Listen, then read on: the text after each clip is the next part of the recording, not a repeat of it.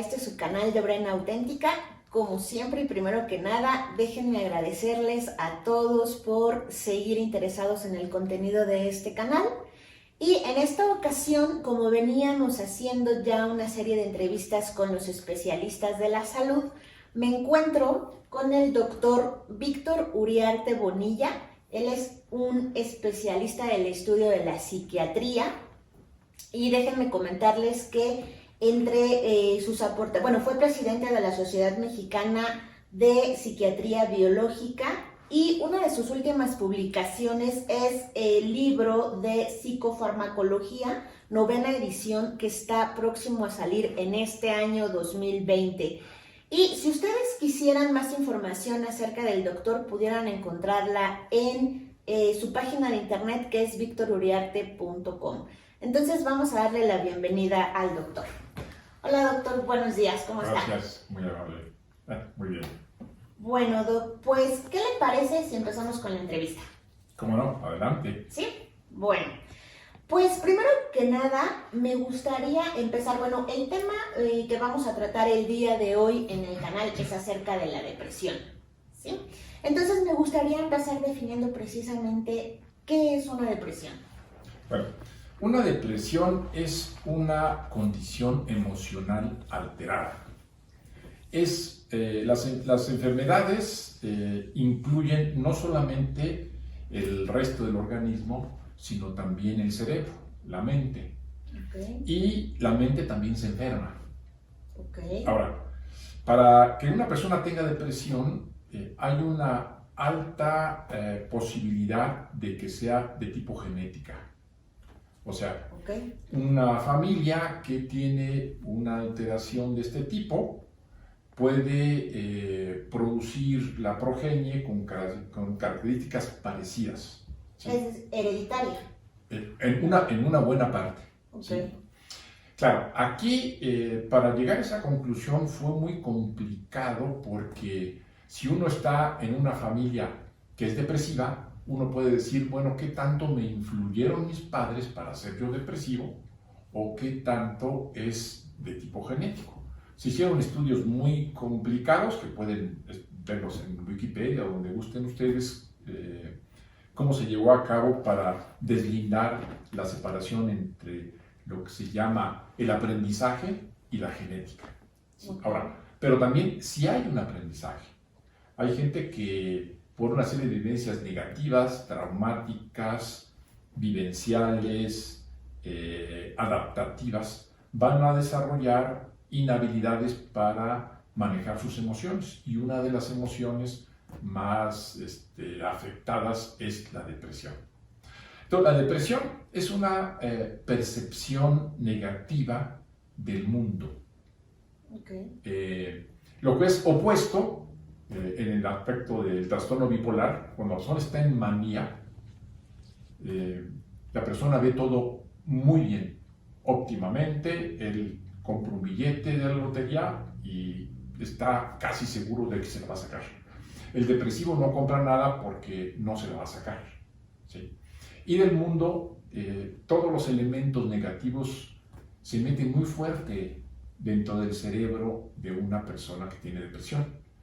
Y el caso, por ponerlo como opuesto de la manía, todos los elementos positivos a él le entran en su cerebro de manera muy importante. Y la estabilidad, digamos, la normalidad, es que una persona puede ver tanto el aspecto negativo como positivo de manera aceptable. Y ahí, claro, hay una serie de variaciones muy complejas, pero cuando está uno dentro de un extremo o del otro, es desadaptativo, es dentro de la neurociencia se considera que es patológico. ¿Sí?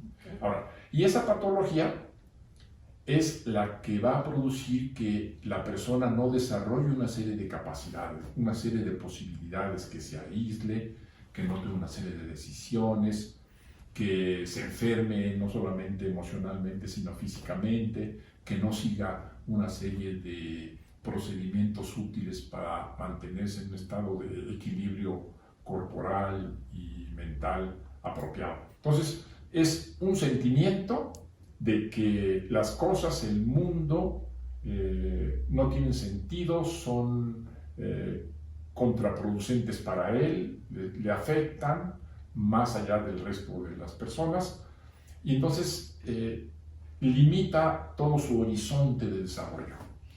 Ese es el problema.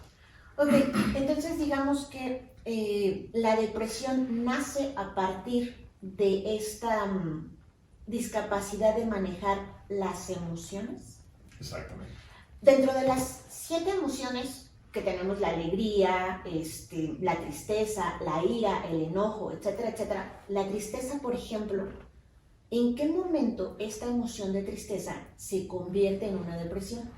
Sí, o sea, una persona puede tener tristeza, una persona puede tener un duelo, pero llega el momento en que ese duelo o esa tristeza es desadaptativa.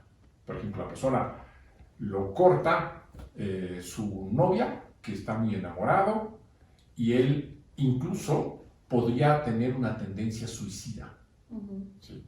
Eso es normal a nivel de la población. Dice, bueno, se suicidó porque no le hizo caso a la novia.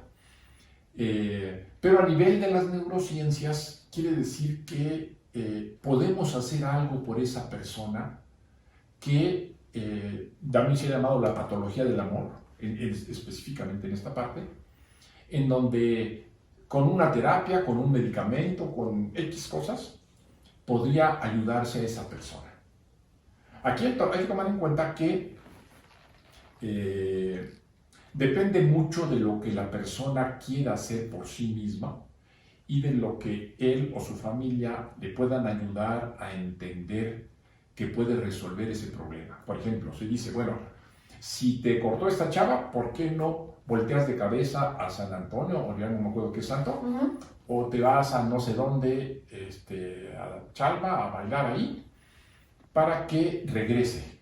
Entonces es parte de una concepción popular de cómo resolver esos problemas. O puede decir, no, ¿por qué no vas mejor con una psicóloga?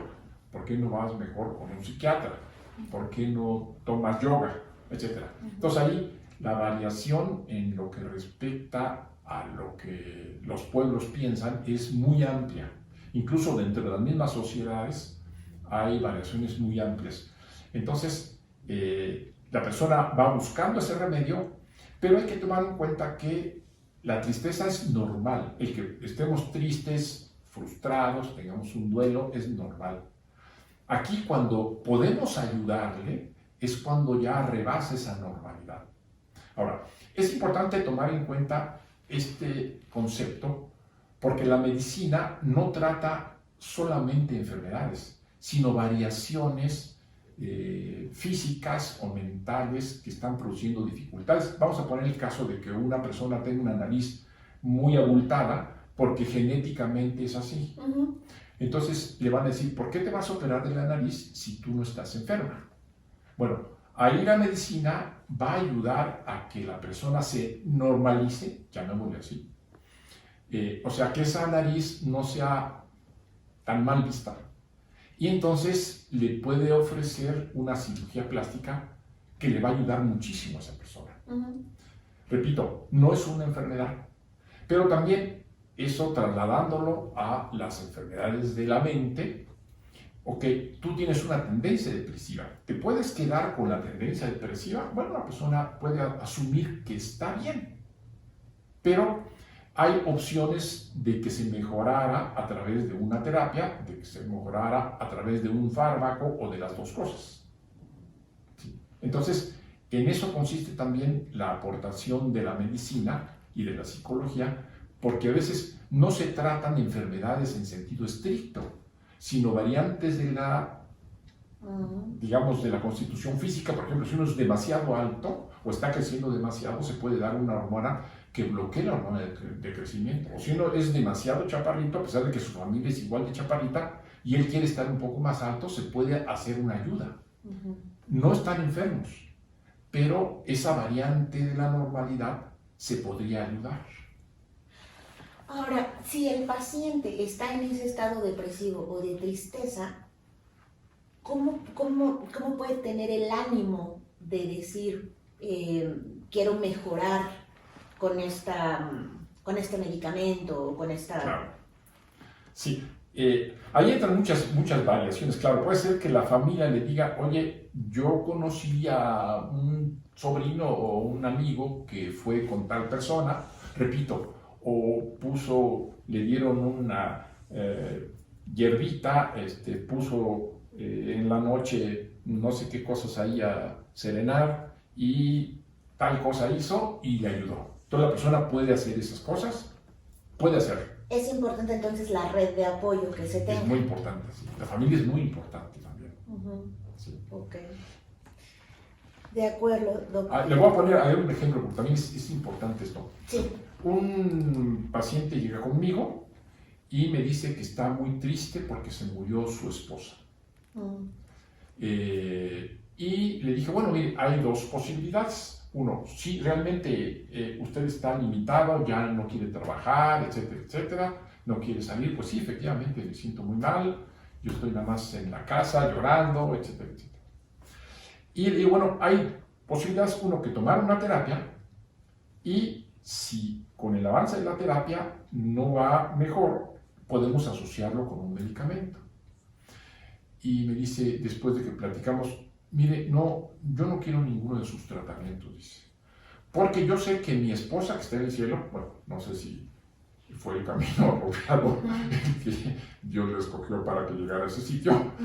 Mi esposa que está en el cielo me va a ver que yo estoy muy contento a pesar de que me morí yo. ¿Cómo es posible que mi esposo esté tan campante ahí en la tierra en vez de llevar el duelo porque yo me morí? Eso es lo que pensaba él de la esposa. Entonces, no se fue con esa idea.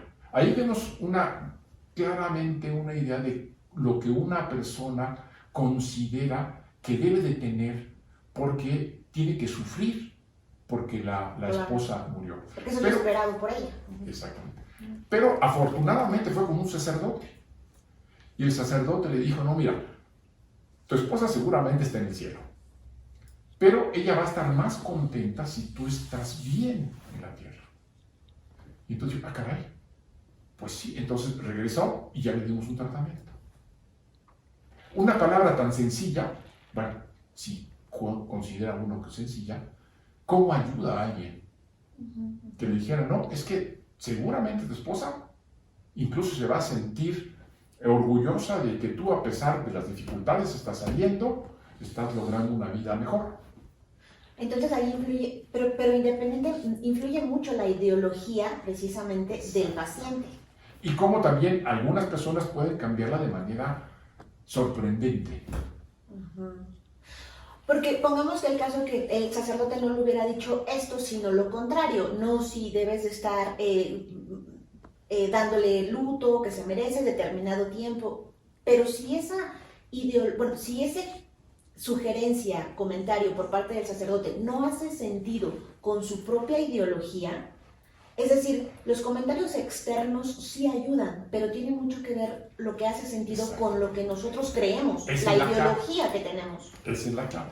Sí, por eso en las neurociencias, en psiquiatría, en psicología, se trata de entender, primero que nada, lo que se llama la filosofía del paciente. Okay. ¿Qué cree que esa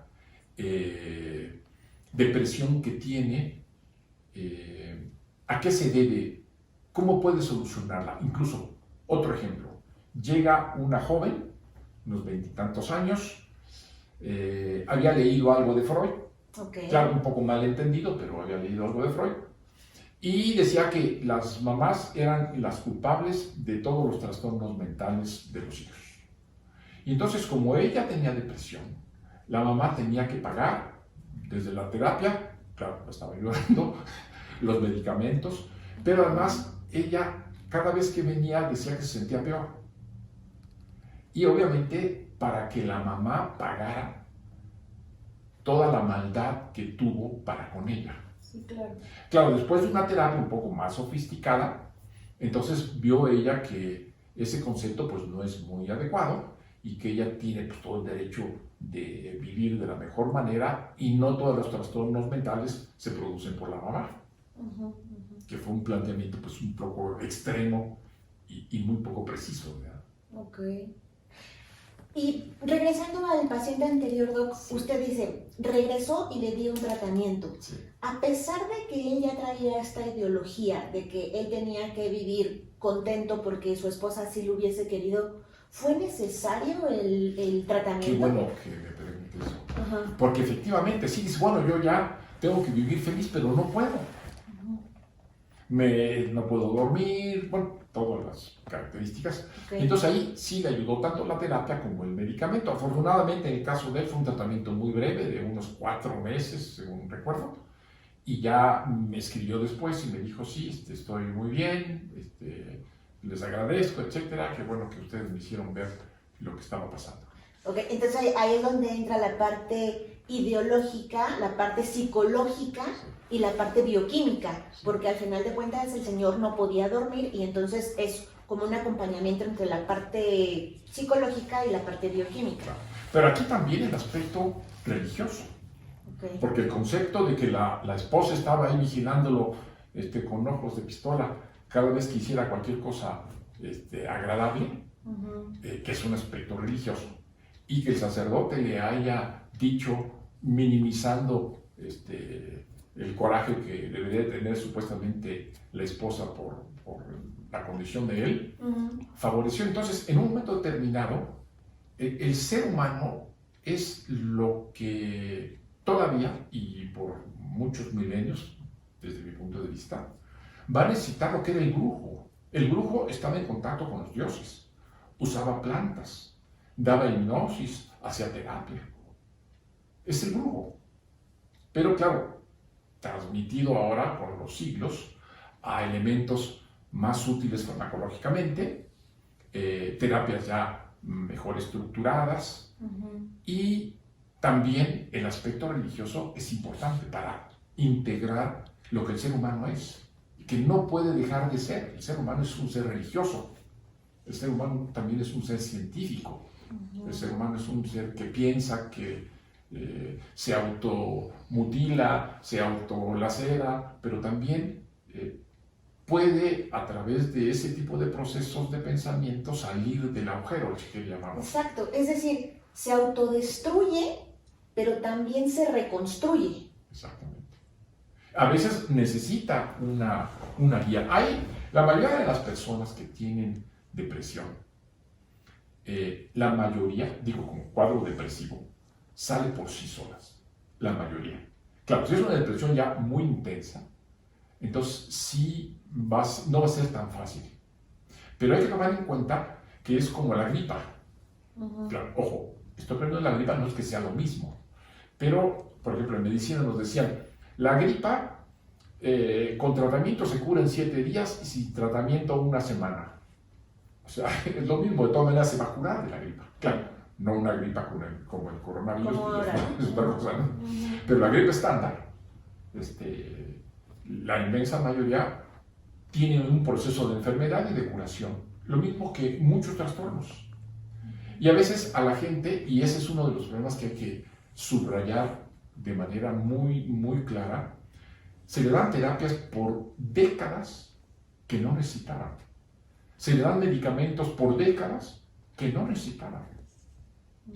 Y entonces ahí el profesional tiene que ser muy, muy ético, y no solamente ético, sino tener el conocimiento real de cómo funcionan las cosas. Porque si yo le digo a una persona que tiene una situación muy ligera de un conflicto con la esposa, con el esposo, que tiene que tomar un medicamento y realmente, a lo mejor en la fantasía mía, todos los trastornos mentales se curan con chochos, con medicamentos, estamos cometiendo un grave error, porque hay que contemplar el ser humano como realmente es, lo que es, aunque nosotros no creamos en una cosa, pero sí entender que pues somos una multiplicidad de fenómenos que a veces no es tan fácil separar uno del otro, y hay que implementar todas las posibilidades que para ese paciente le sirva.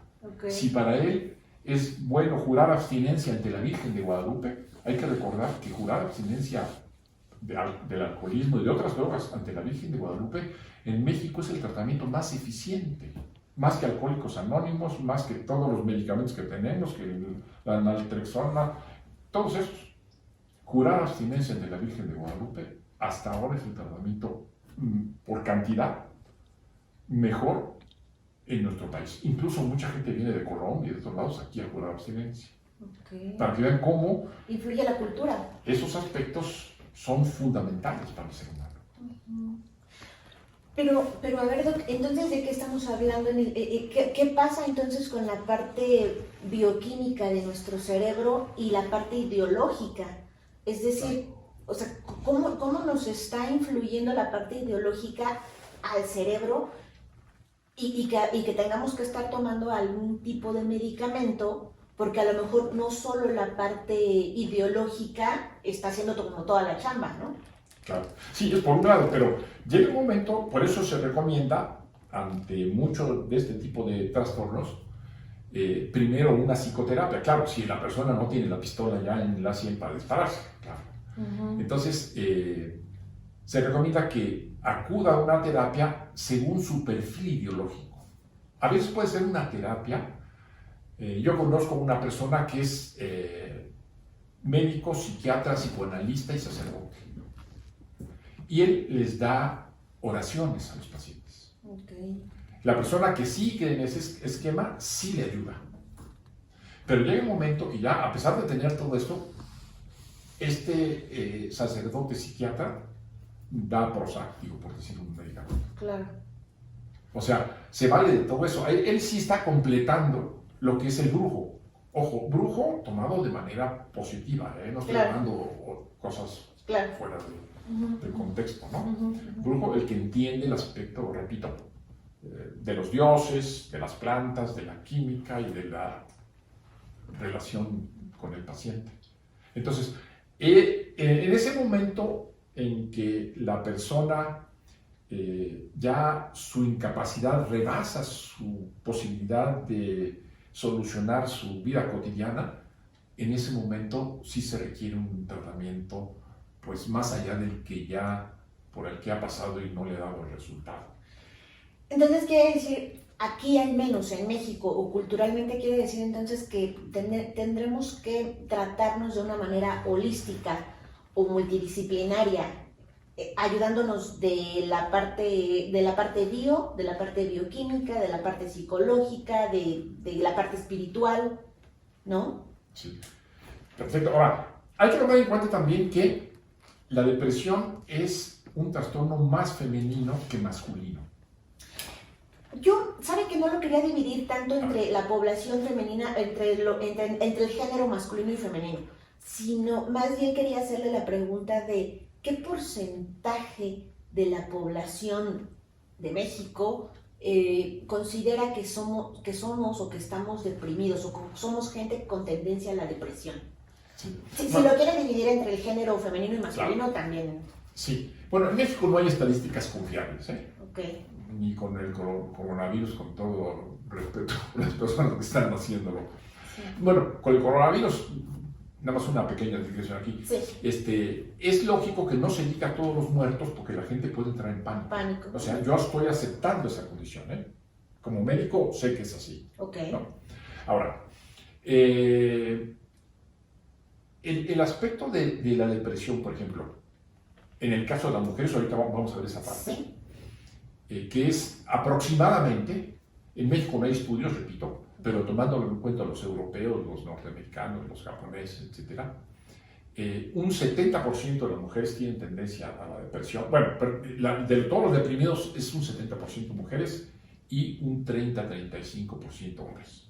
¿Sí? Ahora, ¿quién dirá, bueno, con quién va la mujer a tratarse? Bueno, va a ir con el ginecólogo. ¿Y qué pasa con el ginecólogo? La mayoría, digamos, de una depresión y les da un antidepresivo. Okay. Y ese antidepresivo, pues, están 3-4 meses, se lo quitan y se acabó. Es muy práctico, Y los ginecólogos en este caso hacen una ayuda muy importante. También hay que tomar en cuenta que la mujer le tiene mucha confianza a ese ginecólogo. El ginecólogo le dice, sí, tómese esto, y si no es una depresión muy complicada, lo saca con ese medicamento. Y ya, no regresa para ese problema la paciente. Ahora, aquí el problema es el cerebro del hombre y la mujer es muy complicado de estudiar. Primero, sí hay habilidades, pero ahí se va sesgando mucho. Hay habilidades... Permítame que le interrumpa. Sí. Este porcentaje que me dice, de la población en general, 70% son mujeres que... Deprimida, de la población deprimida. De la población deprimida, 70% son mujeres y el 30% son hombres. Y justamente esa era mi siguiente pregunta, Doc. ¿Por qué es diferente el funcionamiento del cerebro del hombre y el cerebro de la mujer? Bueno, sí es diferente, pero aquí vienen los problemas, ahora sí los asegúnes, como dicen, ¿no? Ok. Bueno, primero, a la mujer se le privó de muchas cosas. Bueno, todavía. En el tiempo de Grecia no eran ciudadanas, a pesar de que estamos hablando de la cultura de la democracia, ¿verdad? Uh-huh. Y así, no digamos, va uno viendo, y a muchas no les dieron el premio Nobel, ¿verdad? Aunque algunas no les pudieron ocultar, como el caso de Madame Curie, ganó 2 veces el premio Nobel, que ningún hombre los había ganado, en las áreas que se supone que eran propias del hombre, que eran la física y la química. ¿Cómo es posible que esta mujer haga ello? Eso pues, no se lo explica, ni siquiera Einstein tuvo 2 veces el premio Nobel. Entonces, aquí vemos cómo la cultura, la pasión por una cosa juegan un papel muy importante para un logro. Y también el caso de la mujer que tiene que ser procreadora complica su desarrollo porque tiene que estar atendiendo a la progenie. El hombre a veces pues, anda por no sé dónde, mucho trabajo, muchas cosas, y se ocupa poco de eso. Entonces aquí hay un problema porque también la hace más vulnerable en una sociedad que apoya poco a la mujer, realmente. Sí. No son sociedades socialistas buenas, no las socialistas tipo Stalin o Maduro, pero del norte de Europa. Sí. Entonces puede uno ver que la depresión se va no equilibrando totalmente, pero sí va disminuyendo en las mujeres. Entonces es una, opción que tiene que hacer la sociedad para optimizar la salud física y la salud mental en este caso. Pero entonces volvemos nuevamente al tema cultural, o sea, volvemos nuevamente al tema ideológico. Entonces, resumiendo hasta ahorita la plática, entonces es muy importante toda la ideología y la cultura en donde, en este caso, nosotros como mexicanos nos tocó nacer en esta cultura, y tiene mucho que ver entonces para como nuestra salud mental y física. Claro. Hay gente que toma demasiado azúcar, casi no come verduras, frutas, etc. Y se enferma de las enfermedades que sabemos nosotros. Sí, sería una cuestión, o sea, las causas de las depresiones serían una cuestión hereditaria, una cuestión... Sí tiene que ver el aspecto de las hormonas femeninas, sí tiene que ver, pero no es totalmente, ¿eh? Sí, claro. Es un factor, sí es un factor. Yo quisiera compartirle que, por ejemplo, mi ginecólogo para los síntomas premenstruales me mandó un antidepresivo. Y yo le dije, es que yo ya tomo no quisiera mejor consultarlo con mi psiquiatra, y no lo tomé, pero justo están como apoyando a esta parte para los síntomas premenstruales, es decir, para toda esta cuestión de las hormonas antes de la menstruación, los ginecólogos están mandando antidepresivos. No, y está bien, sí. Pero entonces también quiere decir que entonces las mujeres estamos como más vulnerables por la parte también hormonal, por la parte cultural, que los hombres. Sí. Ok. Sí, todavía la mujer no, a pesar de todos, ya había avances muy importantes, pero en la mejoría de la condición femenina, pero de todas maneras, pues falta todavía muchísimo, ¿sí? Y ese tipo de limitantes hacen que, por ejemplo, en instituciones, el Max Planck, una institución muy importante alemana de desarrollo, y en Estados Unidos hay... Donde estudió usted también, por cierto, ¿no? Sí. Okay. Hay abuso o estar agrediendo a las mujeres sexualmente, por los investigadores principales incluso. ¿Cómo se va a sentir una mujer confiada, a gusto, de ir a una institución para desarrollar sus capacidades si va a estar perseguida sexualmente o hostigada? Obviamente es un problema grave. Ahora, tenemos que tomar en cuenta, y no hay ninguna justificación, que el ser humano es un animal. Claro. Y si uno ve los animales cuando están en celo, Claro. se están matando, se están peleando, y uno ve a los adolescentes actualmente en las fiestas, se golpean por esa chava. O sea, no olvidar que somos animales, pero se tiene que implementar cosas basadas en realidades, aceptar la animalidad del ser humano para poderla controlar, no decir que los que creemos en tal cosa somos muy buenos y los otros son los malos, y es los que son violadores, etcétera, cuando realmente es parte de la condición del ser humano. Hay una anécdota muy interesante que yo tuve en la isla de Pascua. ¿Sí saben dónde están esas cabezas muy especiales? No sé si las conozcan. Bueno, hay una isla de Pascua donde hay unas cabezas enormes, y en el trayecto que nos llevaron por ahí, una de las personas les preguntó a los oriundos de allí que si dentro de su religión había tanto la parte buena, o sea, Dios, como el demonio. Y contestó algo muy interesante. Dice, es que no puede haber ningún espíritu maligno porque el ser humano es tan malo que no podría existir el mundo. Eso realmente a mí me impactó, ¿no?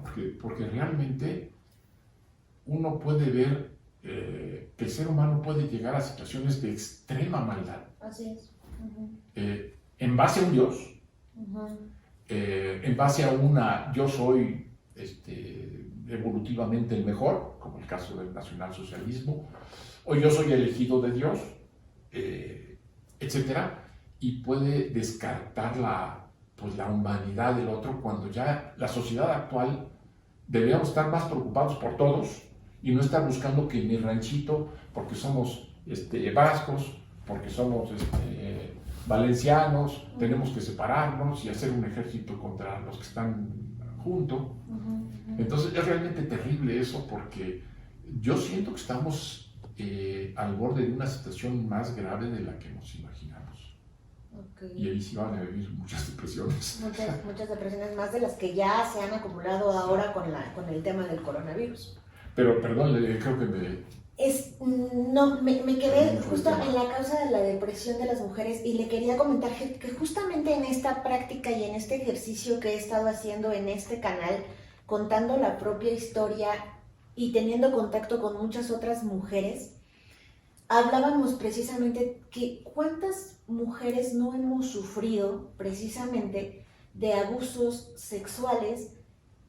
Y yo he descubierto en este tiempo que he estado haciendo este ejercicio que sí somos muchas las mujeres que hemos padecido, pero que se ha mantenido como en silencio por muchos años, y que quizá en estos tiempos es cuando estamos como sacando a la luz todos esos traumas de infancia o circunstancias de vida que nos sucedieron, pero creo que influye también en las depresiones, en esta parte de que la población depresiva seamos más las mujeres que los hombres, porque he descubierto que muchas personas que yo desconocía han sido abusadas también sexualmente. Entonces, se suma esto a la causa de las depresiones. O sea, son muchas las causas. La mujer quiere desarrollarse, llamémosle en este caso científicamente, y aquí tiene que tener cierto tipo de relación con el jefe. Si no la promueve, nos habla de una limitación grave. Y sobre todo en países como los nuestros, donde lo menos importante es tener gente capaz dirigiendo las cosas, sino pues grupos con poca ética incluso, asociados con las fuerzas más oscuras del país, que limitan el desarrollo. No es que en México no existan talentos, sino no se les da el desarrollo. Es como si uno ve Grecia la cuna de la civilización. En aquel tiempo y ahora va uno a Grecia y le da uno pena cómo son los griegos. Pena económica, intelectualmente, de desarrollo. ¿Qué pasó? ¿Es una raza? No es una raza. Son condiciones sociales que van a permitir un desarrollo espectacular como Grecia. Y va uno a Grecia y están recibiendo dinero de todos lados porque no pueden hacer nada, están todos hechos bolas, una burocracia espantosa. Entonces ahí vemos toda la capacidad de una cultura que, por cierto, muchos psicólogos sociales y sociólogos han intentado recrear las condiciones de Grecia para lograr un mundo mejor. Pero obviamente las personas que están en el poder, pues con una serie de frasecitas sencillas, tratan de resolver cosas que realmente son para un especialista, que se ha tomado poco en cuenta los desarrollos que han hecho los sociólogos y los psicólogos sociales para tener realmente una calidad de vida mundial mejor. Y se basa en frasecitas inocentes, ¿no? Pero entonces, ¿a qué nos estamos enfrentando en este país? Si hablábamos de que nosotros mismos como pacientes tenemos la capacidad de autodestruirnos o reconstruirnos, ¿hacia dónde vamos? O sea, si estamos hablando que también mucho influye la cultura y la ideología, ¿hacia dónde vamos entonces? Y por ejemplo, esa gente que ha hecho todo este tipo de trabajos, que por cierto Giuliani, que estuvo en Nueva York, las aplicó a algunos de los esquemas y tuvo resultados muy interesantes. Aquí en México sale un enmascarado que va a salvar a los pobres y la gente cree en una cosa tan ingenua como eso. Es sorprendente que alguien pueda tener digamos, darle crédito a una persona que con elementos tan sencillos asuma que va a cambiar un país. Es sorprendente. Y no solamente en México, que sería lo de menos. Estamos hablando de Estados Unidos. Entonces, hay elementos ya, por la sociología y la psicología social, que pueden ayudar significativamente a la población a una mejor calidad de vida. Debo poner un ejemplo. Sí. Una investigación que se hizo en el norte de Europa, en Colombia, en México, con la población, vieron que en el norte de Europa la gente ponía calefactores solares, paneles solares para tener electricidad y evitar el calentamiento global, más o menos el 85%. Y en estos países que además, por tener más sol, es más económico tener eso, claro, solamente el 5% ha hecho eso. Entonces, el ciudadano estándar está totalmente esperando, no sé, hay que rezarle a alguien para que nos eche un refrigerador grandote ya cuando el sol está muy caliente. Es muy poco adaptativa la actitud del ciudadano estándar en países como los nuestros. Ok, entiendo. Eso nos habla de cómo estamos al límite de una serie de tragedias, pero la gente está pensando cosas raras de cómo va a resolver cosas que científicamente ya está demostrado, los incendios en California, bueno, todo, hacia dónde va, y un presidente, que es el presidente de allá, asume que eso no existe. Y lo peor de todo esto, si es un presidente, ¿por qué la población no toma las medidas adecuadas para resolver cosas tan obviamente claras de cómo podríamos ayudar a mejorar todo esto? De esa misma manera, los sociólogos y los psicólogos sociales han desarrollado posibilidades claras para que la sociedad esté en un nivel de mejoría moral, ética, económica, todo eso. ¿De conciencia? Pero llega una persona a decir que va a transformar todo en base a unas 3, 4 frasecitas totalmente inocentes. Y es lo que la mayoría de las personas creen, y entonces obviamente pues la situación es realmente pues grave. Espero que no sea, según mis percepciones, un poco pesimistas, pero No son depresivas, pero son depresivas. Ok. Ok. Muy bien, Doc. A Bueno, ver, pues sigamos con las preguntas porque si no, no sí, adelante, vamos. ¿cómo no? Bueno, vamos a abordar el tema de la distimia, ¿le parece? Ok. ¿Qué es la distimia? Hablando de la depresión, ¿qué es la distimia? Sí. La depresión, hay muchas depresiones, pero la distimia es una depresión persistente. En un tiempo se llamó depresión caracterológica, o sea, como que era el carácter de la persona deprimido. Okay. ¿Sí? Pero estas personas que tienen esta condición depresiva tienen una dificultad para resolver muchas cosas. Bueno, primero piensan que el futuro no tiene mucho sentido, que para qué estudian, para qué trabajan, para qué hacen esta otra cosa. Y entonces, en este caso sí se recomienda un tratamiento, bueno, primero psicoterapéutico, y si pueden caer después en una depresión mayor, porque eso es como un tinte depresivo, o sea, la persona ve las cosas más tristes que el estándar, ¿no? Okay. ¿Tiene que ver con genética? Sí. También tiene que ver con condiciones de aprendizaje, etcétera, también.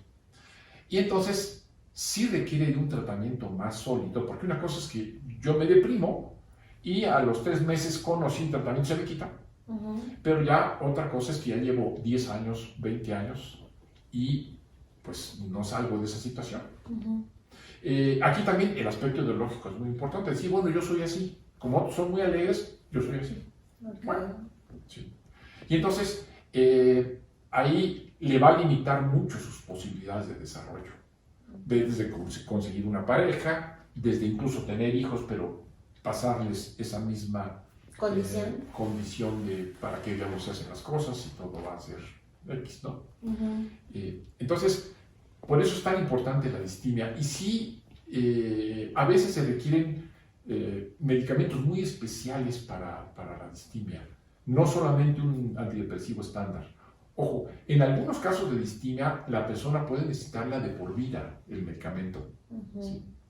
En el caso de la terapia, la idea es de que la terapia da una serie de estrategias para enfrentar las adversidades y no tiene que estar el resto de la vida diciéndole cuáles son las estrategias, pues ya las sabe.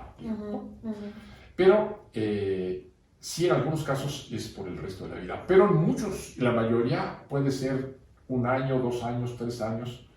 Y aquí es muy difícil decir quién va a ser 1 año y quién va a ser 10 años. No se puede saber porque todavía el conocimiento no ha llegado como uno quisiera para decir exactamente el tiempo, ¿no?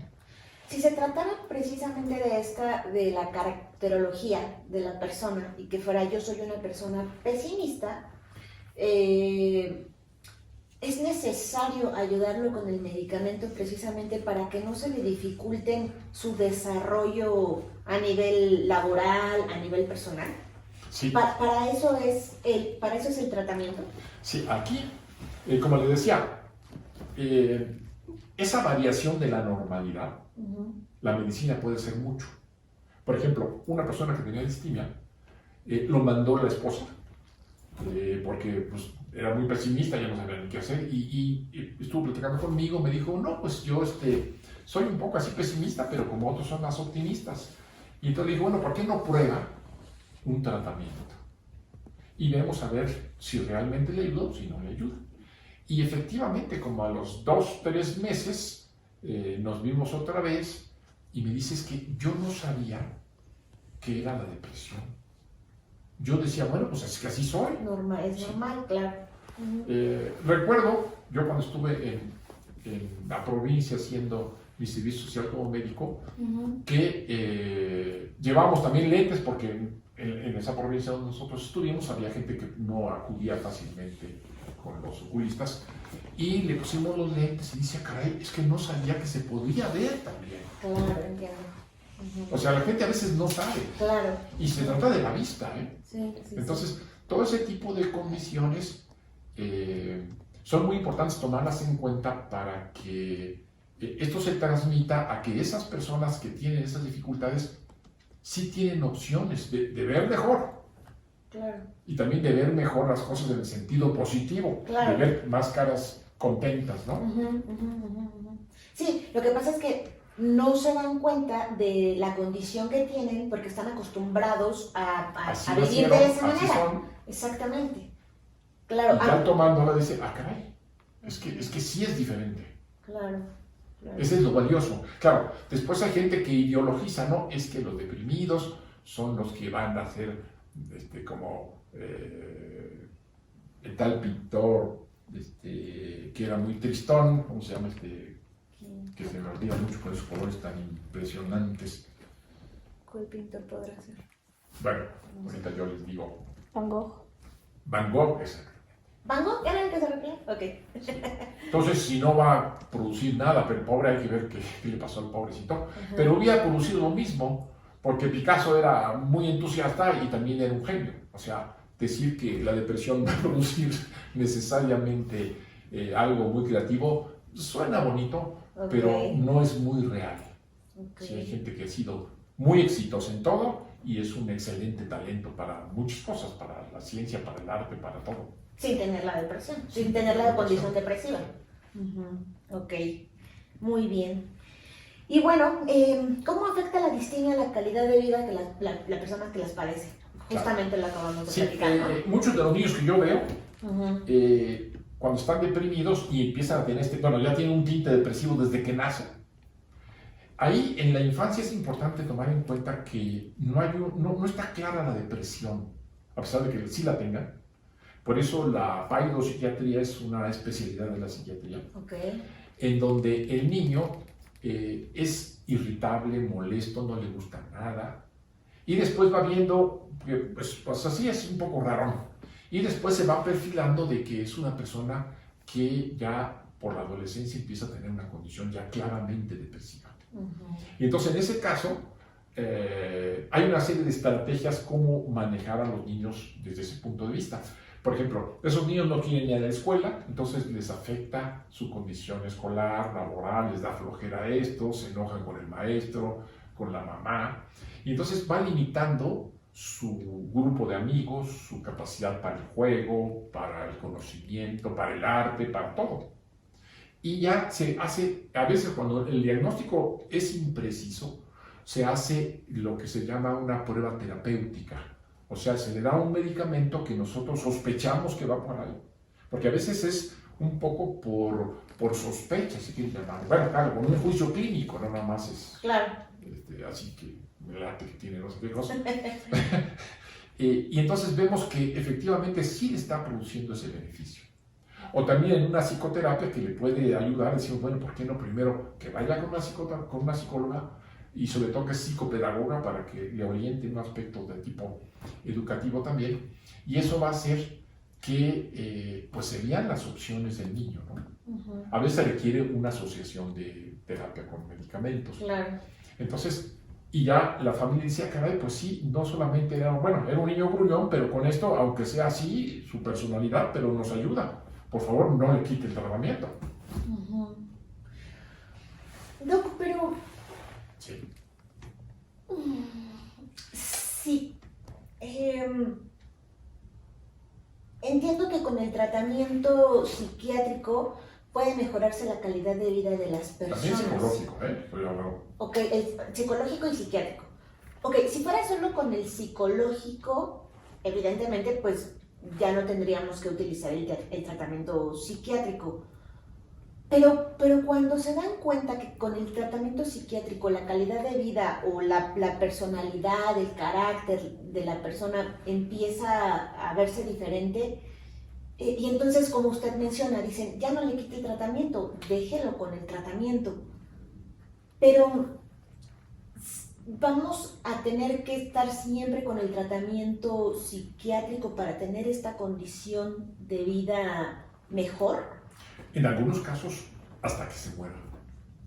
En algunos casos. Por eso hay que estar haciendo estudios cada cierto tiempo, suspendiendo el medicamento, haciendo, si quiere llamar, una trampita. O sea, le damos un placebo. Okay. Le decimos, este es un nuevo medicamento. ¿Es en serio, Doc? Sí, no es broma. El placebo se usa en medicina. Okay. Sí.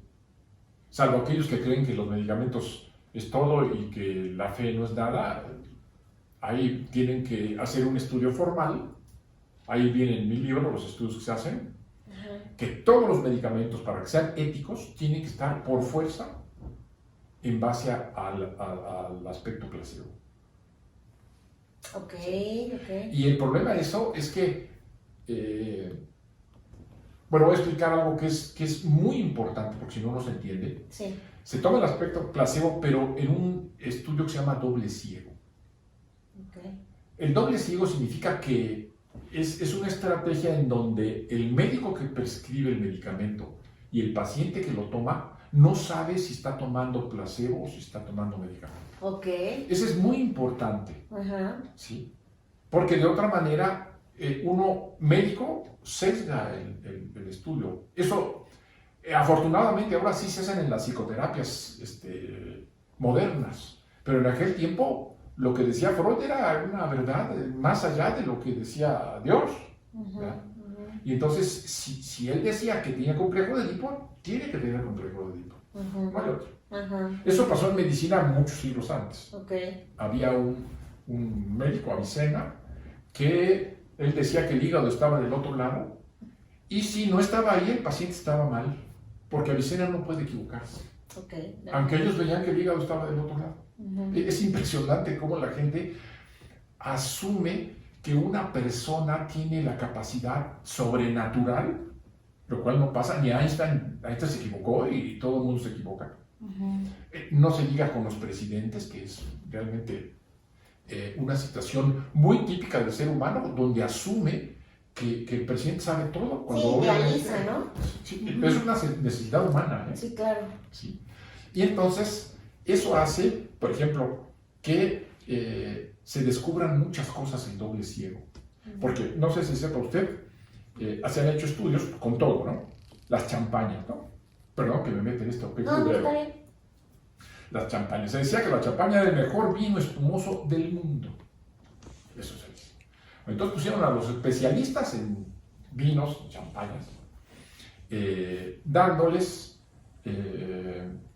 diferentes copas y que nos dijeran cuál era la champaña y cuál era un vino de otra parte del mundo, ¿no? Espumoso.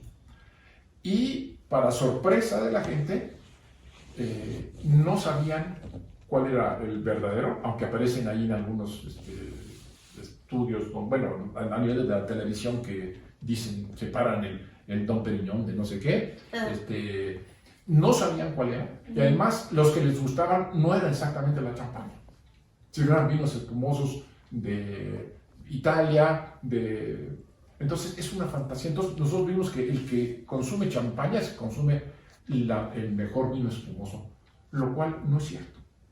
Y eso fue con el estudio doble ciego.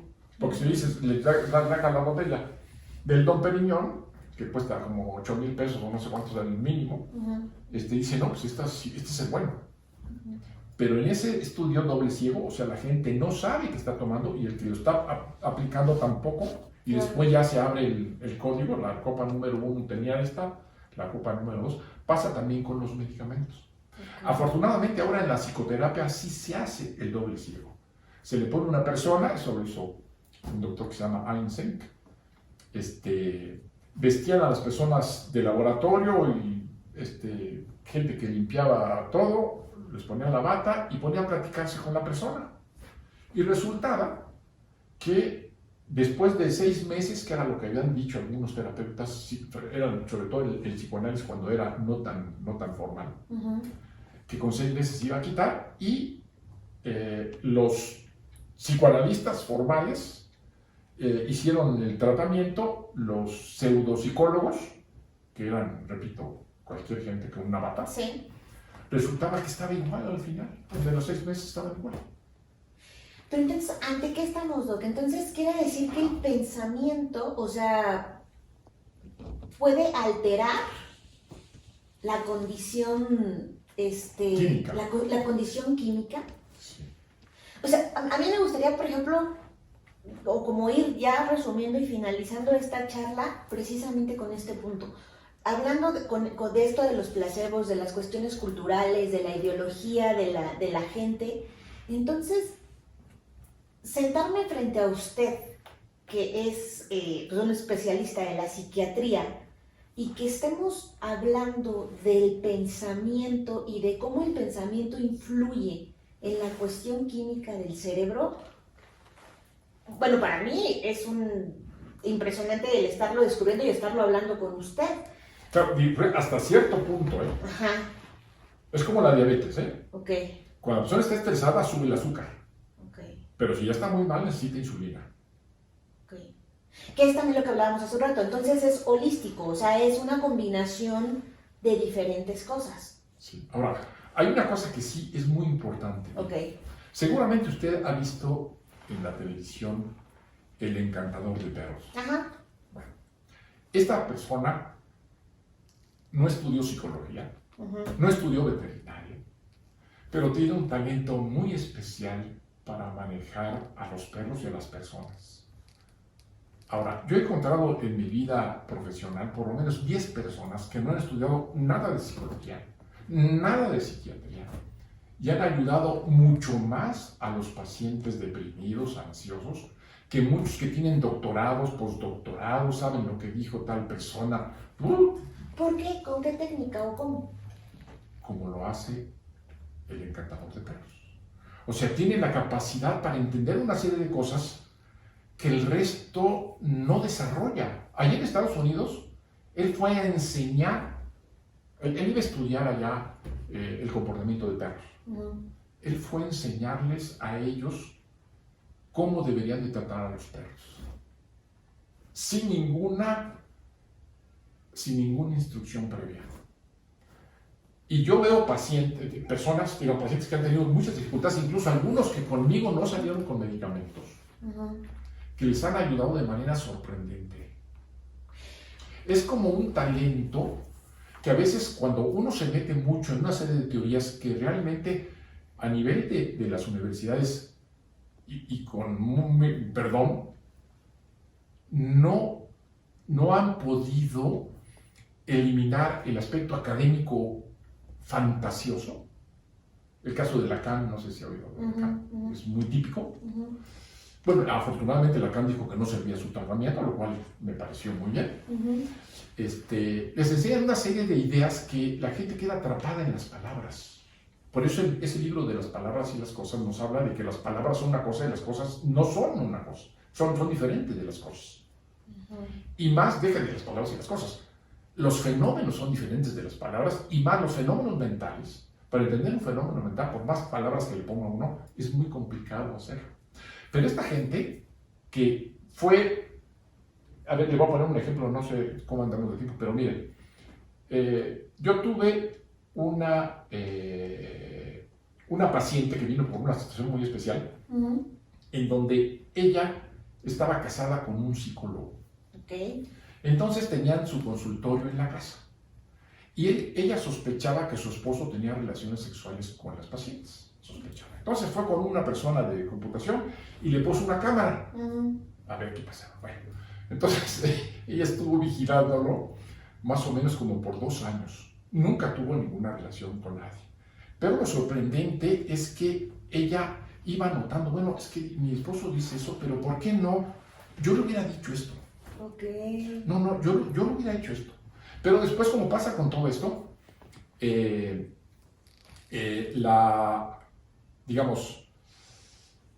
la gente le preguntaba a ella, oye, ¿tu esposo qué es psicólogo? Oye, ¿tú qué me dices? Porque también a las esposas de los médicos le dicen, oye, ¿qué me tomo yo para la gripa? ¿No? Ajá.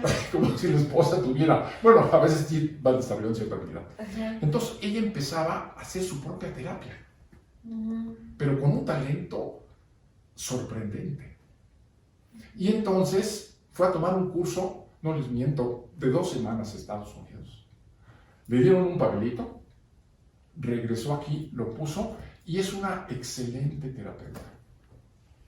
No se echó todos los libros de Freud, sí. No se echó toda una serie de cosas, pero aquí tiene que ver mucho un talento muy prístino, muy puro. Decir, bueno, ¿qué diablos estoy haciendo? Realmente Freud tiene razón. que tiene complejo de Edipo o complejo de castración. Bueno, porque hay que cuestionarse todo, ¿no? Y no Esa es la creer ciencia. fielmente. Sí, pero lo que pasa es que a nivel de las universidades le van diciendo que tal persona es un genio, que el gran maestro es este. Y entonces uno se lo va creyendo y como no hace estudios doble ciego, entonces uno cree pues lo que le van diciendo. Claro. Y estas personas, repito, he conocido como 10 personas que de espectro de tipo religioso, de temazcales, de todo, pero han tenido, no digo que todos, y son un grupo muy pequeño, por cierto, pero han tenido resultados increíbles. Y ahí vemos, regresamos al brujo, al chamán. Esa capacidad, el vudú. El vudú no se aprende así, sino el vudú tiene que saber hacer la maraca él. Y agarra piedras, agarra maíz, porque la maraca es muy importante ahí. Okay. Y entonces no dicen para, como un sacerdote, tú tienes que llevar una cosa y tienes que, las hostias tienen que ser de no sé qué y unas velitas.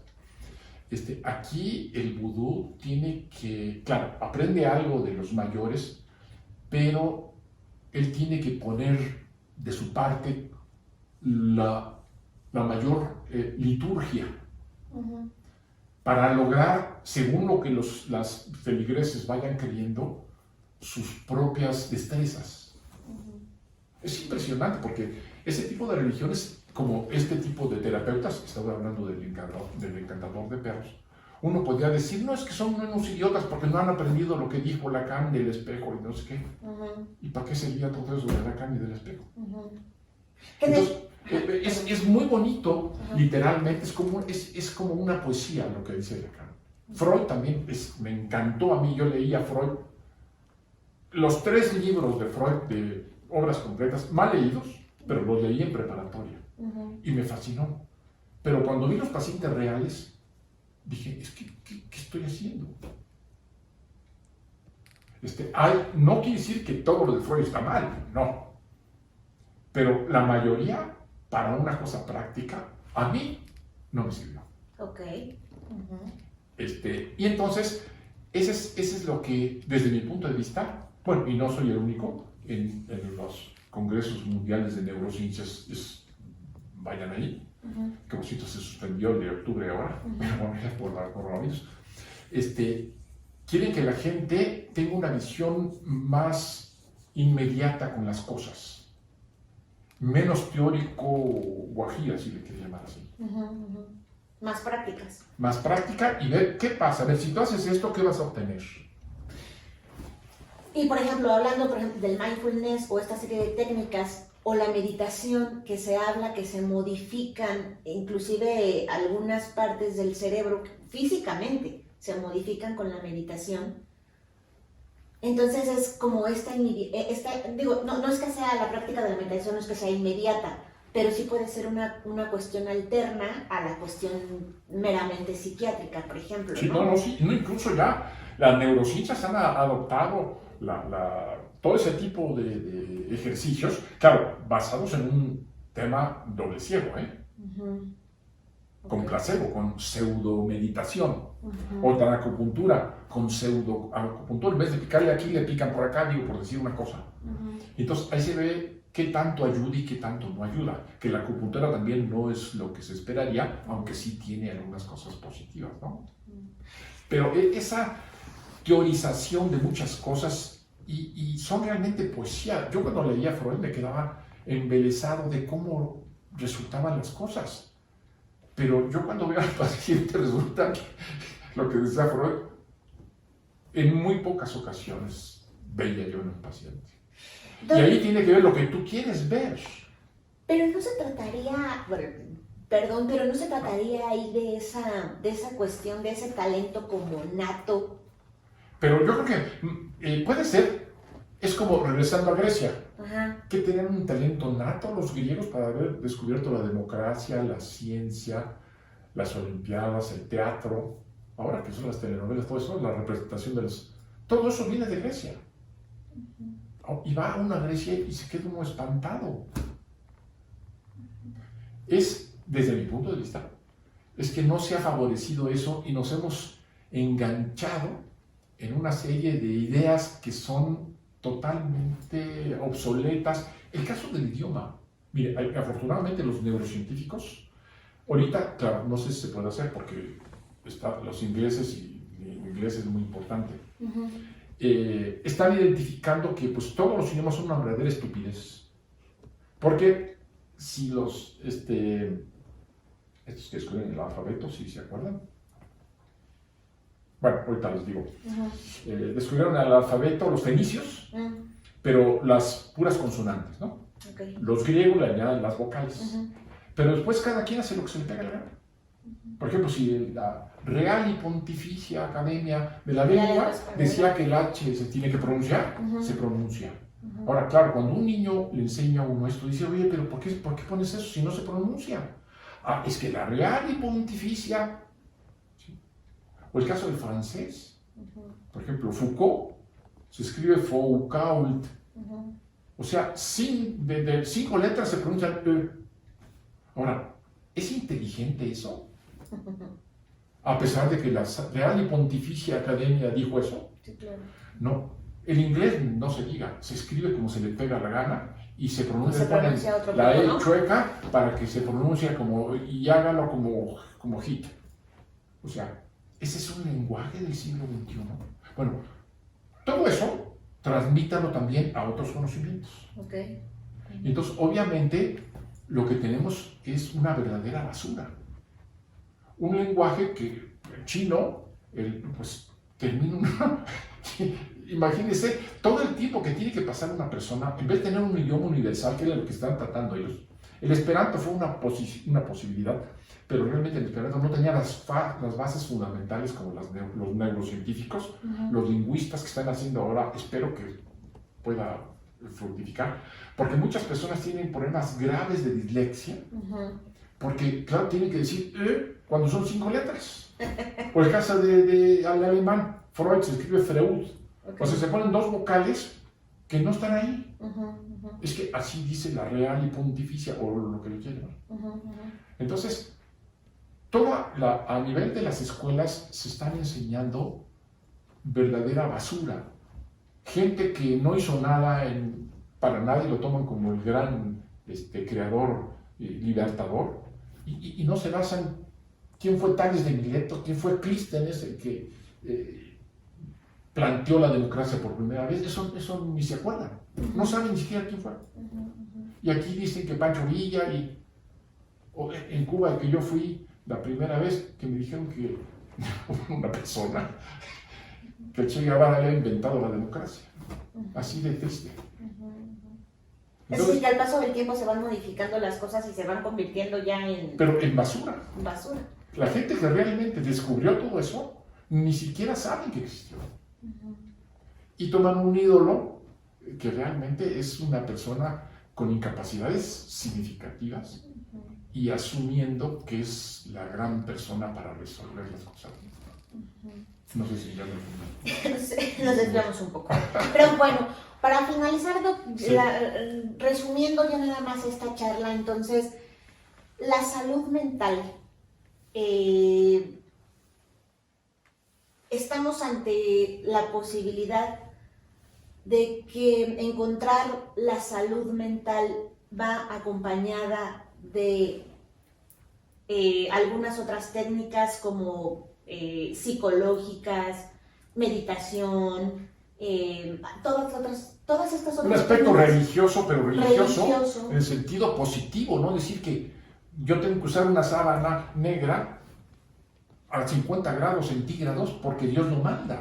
Eso lo digo, no entra dentro de una experiencia religiosa útil. Sí, claro. Entonces, la religión no es que sea mala. El problema es lo que se ha venido usando aquí. Ahora tienen que, la venta de las indulgencias, no sepan. Yo puedo matar a tantos, pero doy un dinero a la iglesia y de ahí se formó el Vaticano, le pagaron a Miguel Ángel, que no dejó de admirar a Miguel Ángel, pero no de esa manera. Sí. Pero no de esa manera, cómo se obtuvo el dinero. Entonces, todo ese tipo de cosas, ya a la luz de la ciencia actual, psicológica, social, se podía hacer mucho. pero siempre y cuando se escojan a las personas que sí pueden ayudar. Seguramente el presidente no sabe eso, pero sí, a ver, ustedes que han logrado esto, vénganse, ustedes que saben del clima, podemos hacer esto, ustedes que saben de esto, pero no, realmente es sorprendente todo eso. Entonces, yo creo que estamos digamos, en el nacimiento de una posibilidad de una sociedad realmente, no maravillosa ni utópica, pero sí con mucho mejores posibilidades para pagar suficiente dinero para la investigación y no para las armas. ¿Sí sabes? Se pagan 1000 veces más para producir armas que para la salud. Las neurociencias y ustedes como científicos entonces están de acuerdo en adoptar estas otras alternativas para ayudar a la salud mental. Sí, uno va al Congreso Mundial de Neurociencias y ya están. Okay. Están las personas, claro, haciendo y buscando. Bueno, ok, el mindfulness sirve para esto, con una visión razonable. No decir que cura todo, tampoco los medicamentos no curan todo. Claro. Las operaciones no curan todo, la psicoterapia no cura todo. Pero sí delimitando la utilidad de estas estrategias tan bien depuradas. La maravilla del celular, ¿no? Es una maravilla eso. O sea, todo ese tipo de posibilidades, pero planteadas desde el punto de vista pues, de gente que realmente sí conoce las relaciones humanas. Ok. Ahora, ¿cree usted en este 2020 que este 2020 es un parteaguas para hacer ese cambio de conciencia? ¿Cree que que nosotros como humanidad seamos capaces de reconstruirnos más que autodestruirnos, como lo que hablábamos? Pues es mi gran esperanza, no estoy muy seguro, pero tenemos ya la tecnología para hacerlo. Tecnología me refiero a nivel mental, de neurociencias, de psicoterapia, de actitudes religiosas realmente positivas de muchos religiosos.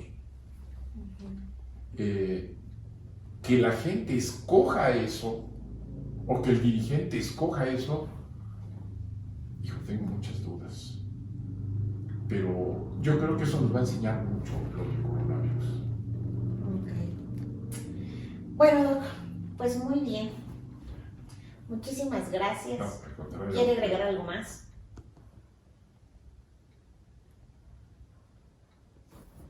Pues no, sería todo. ¿Quiere proporcionarnos sus datos personales para que si alguna persona quiera acudir a consulta, quiere que demos su correo electrónico? Ahí está, si quiere, en su página. En la página web está. Ok, y si no, yo lo pongo también debajo de la descripción del video, pongo también los datos del doctor para que quienes quieran acudir.